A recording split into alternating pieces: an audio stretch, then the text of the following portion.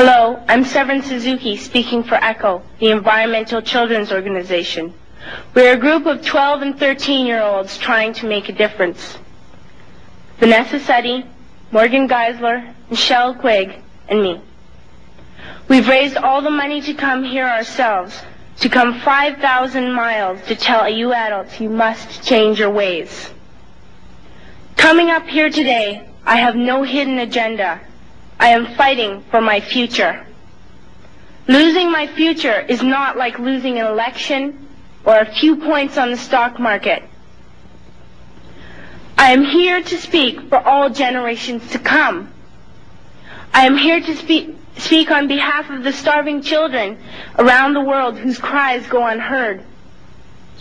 I am here to speak for the countless animals dying across this planet because they have nowhere left to go. I am afraid to go out in the sun now because of the holes in our ozone. I am afraid to breathe the air because I don't know what chemicals are in it.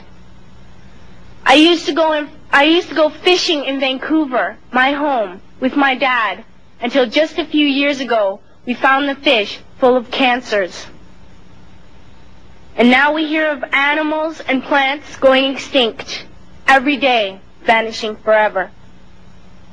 In my life, I have dreamt of seeing the great herds of wild animals, jungles and rainforests full of birds and butterflies. But now I wonder if they will even exist for my children to see. Did you have to worry of these things when you were my age? All this is happening before our eyes, and yet we act as if we have all the time we want and all the solutions. I'm only a child, and I don't have all the solutions. But I want you to realize, neither do you. You don't know how to fix the holes in our ozone layer. You don't know how to bring the salmon back up a dead stream. You don't know how to bring back an animal now extinct. And you can't bring back the forest that once grew where there is now a desert. If you don't know how to fix it, please stop breaking it. Here, you may be delegates of your government, business people, organizers, reporters, or politicians, but really, your mothers and fathers, sisters and brothers, aunts and uncles, and all of you are someone's child. I'm only a child, yet I know we are all part of a family. 5 billion strong. In fact, 30 million species strong. And borders and governments will never change that. I'm only a child, yet I know we are all in this together and should act as one single world towards one single goal. In my anger, I am not blind, and in my fear, I am not afraid of telling the world how I feel. In my country, we make so much waste. We buy and throw away, buy and throw away, buy and throw away, and yet northern countries will not share with the needy. Even when we have more than enough, we are afraid to share. We are afraid to let go of some of our wealth. In Canada, we live the privileged life, with plenty of food, water, and shelter. We have watches, bicycles, computers, and television sets. The list could go on for 2 days. 2 days ago here in Brazil, we were shocked when we spent time with some children living on the streets. This is what one child told us. I wish I was rich. And if I were, I would give all the street children food, clothes, medicines, shelter, and love and affection. If a child on the streets who has nothing is willing to share, why are we who have everything still so greedy?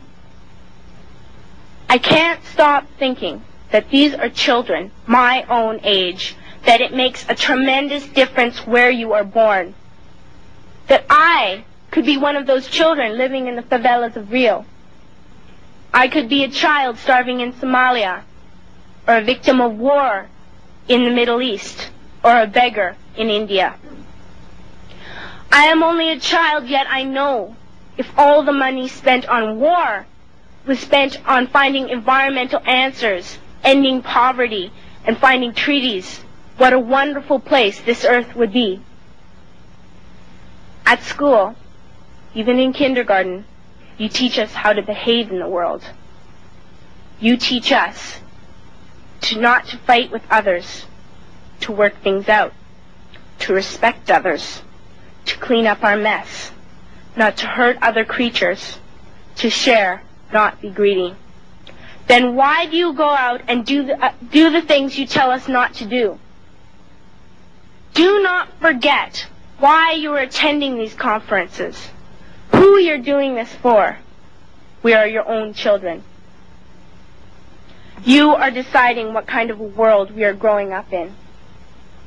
Parents should be able to comfort their children by saying, everything's going to be all right. It's not the end of the world, and we're doing the best we can. But I don't think you can say that to us anymore. Are we even on your list of priorities? My dad always says, you are what you do, not what you say. Well, what you do makes me cry at night.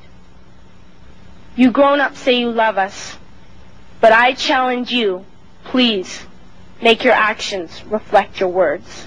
Thank you.